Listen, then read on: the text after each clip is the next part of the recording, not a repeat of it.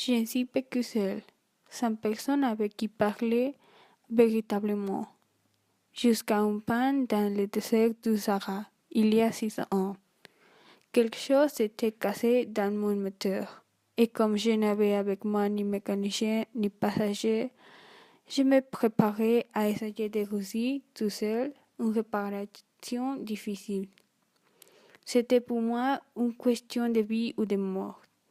J'avais à peine de l'eau à boire pour 8 jours sur les sables à 1000 milles de toute terre habitée. J'étais bien plus isolé qu'un naufragé sur un radeau au milieu de l'océan. Alors vous imaginez ma surprise au lever du jour quand une drôle de petite voix m'a réveillé. Elle disait: S'il vous plaît, donnez-moi un mouton. Hein? Donnez-moi un mouton.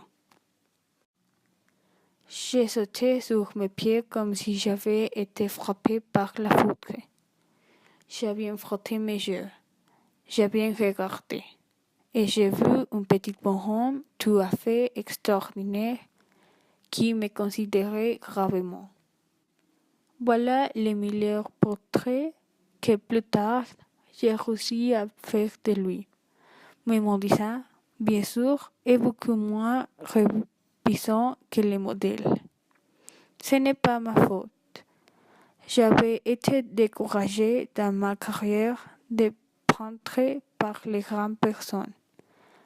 À l'âge de 6 ans, et je n'avais rien appris à dessiner, sauf les bois fermés et les bois ouverts. J'ai regardé dans cette apparition avec des yeux de grand étonnement. N'oubliez pas que je me trouvais à 1000 milles de toute région habitée. Or mon petit bonhomme ne me semblait ni égaré, ni mort de fatigue, ni mort de faim, ni mort de soif, ni mort de peur. Il n'avait en rien de l'apparence d'un enfant perdu au milieu du désert, à 1000 milles de toute région habitée. Quand j'ai réussi enfin à parler, je lui dis: Mais qu'est-ce que tu fais là?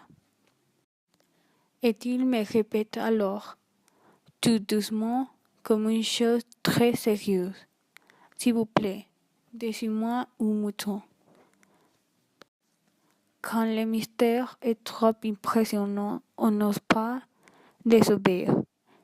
Aussi absurde que cela me sembla à 1000 milles de tous les endroits habités et en danger de mort, j'ai sorti de ma poche une feuille de papier et un stylographe.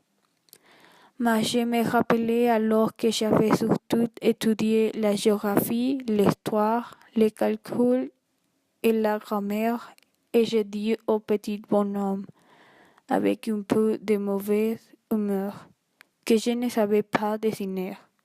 Il me répondit: Ça ne fait rien, dessine-moi un mouton.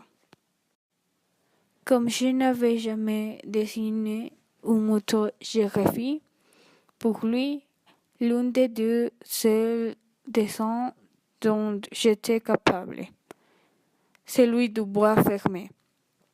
Et je fus stupéfait d'entendre le petit bonhomme me répondre: Non, non, je ne veux pas d'un éléphant dans un bois.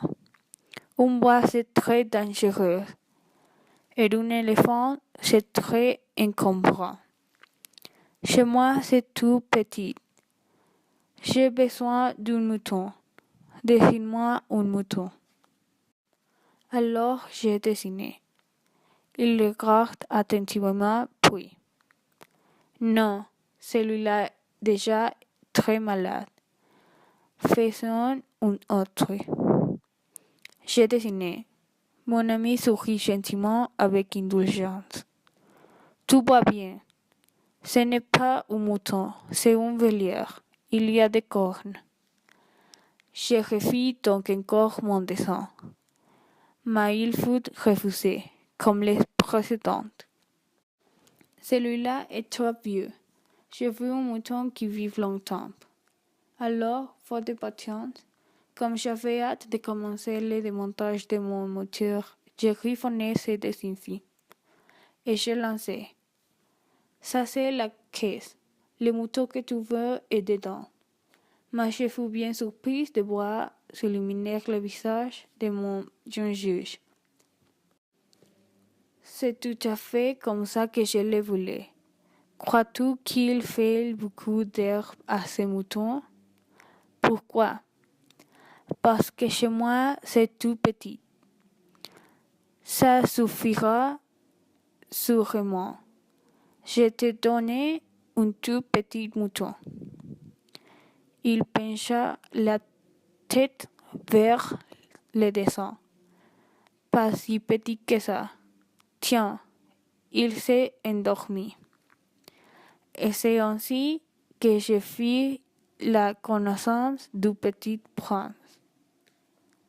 Voilà le meilleur portrait que, plus tard, j'ai réussi à faire de lui.